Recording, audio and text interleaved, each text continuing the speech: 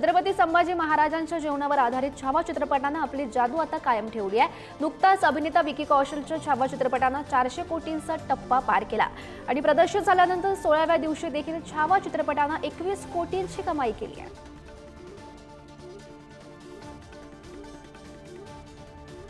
टायगरच्या वाढदिवसानिमित्त निर्माता साजिद नादियाडवाला यानं टायगरच्या चाहत्यांना एक भेट दिली।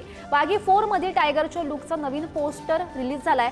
यामध्ये टायगरचा इंटेन्स लुक सध्या दिसतोय। हा चित्रपट 5 सप्टेंबर रोजी प्रदर्शित होईल। अभिनेत्री आलिया भट्ट आणि रणवीर कपूर यांची मुलगी राहाचे फोटो सोशल मीडियावर तुफान खरं तर व्हायरल होतात। यातच आलियानं लेकीसाठी मोठा निर्णय घेतलाय। आलियानं लेकीचे सर्व फोटो मीडियावरून डिलीट केलेले आहेत। लेकीच्या काळजीपोटी आलियानं हा निर्णय घेतला असेल अशी चर्चा सध्या रंगू लागली आहे।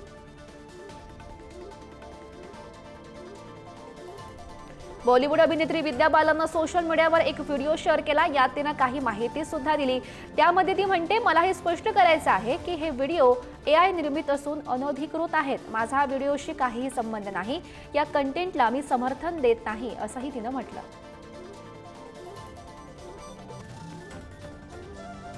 चित्रपट जगतातील सर्वात प्रतिष्ठित पुरस्कार ऑस्करची घोषणा लवकरच होणार आहे आणि भारतीय वेळेनुसार 3 मार्च रोजी सकाळी 5:30 वाजता हा कार्यक्रम सुरू होईल।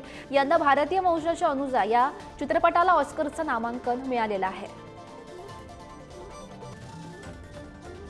मराठी चित्रपटसृष्टीच्या रुपेरी पडद्यावर पुन्हा एकदा ऐतिहासिक वातावरण अनुभवायला मिळणार आहे, कारण प्रसिद्ध दिग्दर्शक दिग्पाल लांजेकर हे लवकरच 2 सिनेमे आणतील।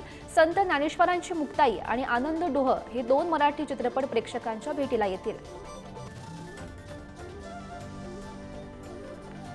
मराठा बटालियनच्या शौर्य गाथेवर भाष्य करणारा 22 मराठा बटालियन गोष्ट गनिमी काव्याची हा चित्रपट 2025 मध्ये प्रेक्षकांच्या भेटीला येतोय। नुकतीच या चित्रपटाची सोशल मीडियावर घोषणा करण्यात आली। छत्रपती शिवाजी महाराजांच्या युद्धतंत्राचे विविध पैलू या चित्रपटातून उलगडतील।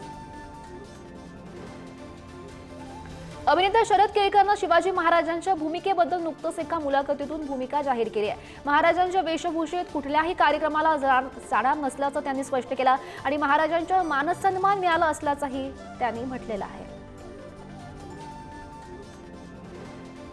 बुलढाणाकरांनी अभिनेत्री सोनाली कुलकर्णीच्या अप्सरा आली नृत्याचा आनंद घेतला। जिजामाता स्टेडियममध्ये 4 दिवसीय प्रदर्शनाचं आयोजन करण्यात आलं आणि यामध्ये अप्सरा आली या गीतावर अभिनेत्री सोनाली कुलकर्णी हिनं नृत्य केलेलं होतं।